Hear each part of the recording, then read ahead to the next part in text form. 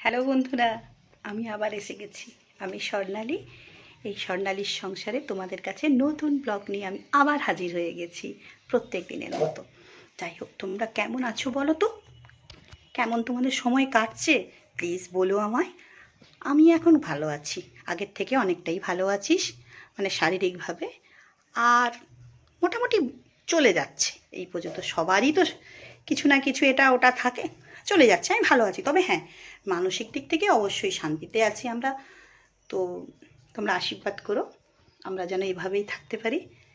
টাকা পয়সা কারোর কম কারোর বেশি থাকে, আমাদের কম আছে হয়তো। আমি ভালো কিছু মনের ইচ্ছা পূরণ করতে পারছি না, কিন্তু মানসিকভাবে আমি খুব ভালো আছি। আমি এবং আমরা চারজনে, মানে আমি, আমার হাজব্যান্ড, আমার ছেলে, আমার ভাই, খুব ভালো আছি। যাই হোক, দেখো আজকে কি রান্না করেছি তোমাদেরকে দেখাই। আজকে আগে দেখিয়ে নিই। এই যে ভাত করে রেখেছি, দুধেশ্বর চালের ভাত, দেখো।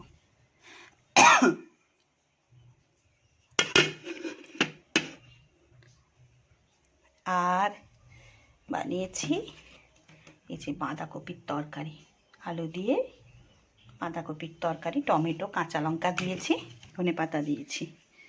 আর করেছি রুই মাছের পেটিগুলো দিয়ে একটু ঝাল করেছি, মটরশুঁটি দিয়েছি, কাঁচা লঙ্কা দিয়েছি, পেঁয়াজ আদা রসুন তো দিয়েইছি। পেঁয়াজটা আমি কুচিয়েই দিই সবসময়, বেশিরভাগ সময়, মানে বলতে গেলে সব সময় তো কুচিয়ে দিই, আর আদা রসুনের পেস্ট দিই। আর ও বেলার জন্য ডিমের কারি করে রেখে দিয়েছি, রুটি করব।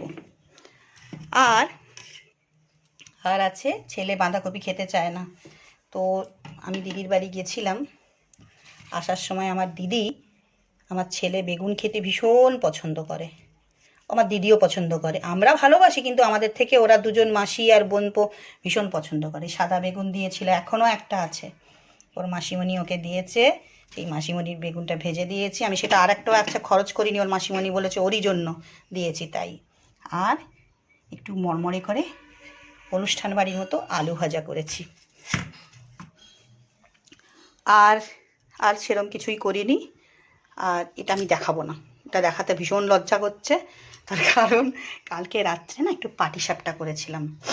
হ্যাঁ, আর ওই ভেতরে নারকেল পুর দিয়েছি, আর ওপরে ওই ক্ষীর দিয়ে করেছিলাম। এবার আমার ভাই খায়নি বলে, ভাইয়েরটা আছে, আর আমিও আজকে একটাই খেয়েছি, কালকে খাইনি।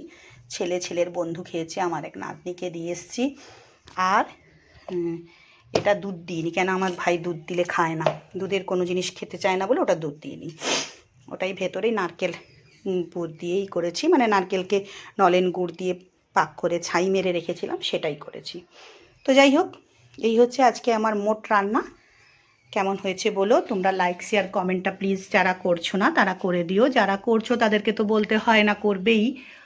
আর যারা এখনও সাবস্ক্রাইব করোনি প্লিজ তারা সাবস্ক্রাইব করে নিও, আমার সাথে থেকো, আমার পাশে থেকো, আমাকে ভালোবাসা আশীর্বাদ দিও। যারা দিচ্ছ তারা তো দেবে, আরও বেশি করে দিও প্লিজ। আর যারা দিচ্ছ না তারাও দিও প্লিজ। তোমাদের কাছে তো বেশি কিছু আমার চাহিদা নেই, একটু ভালোবাসা আশীর্বাদ এটাই চাই। তার মধ্যে অবশ্যই লাইক শেয়ার কমেন্ট আর সাবস্ক্রাইবটা তো থাকবেই বলো। যাই হোক, একঘেয়েমি হয়তো হয়ে যাচ্ছে, আমি তো একা একা করি, তাই না, ঠিকঠাক মতো হয়তো হচ্ছে না, জানো তো।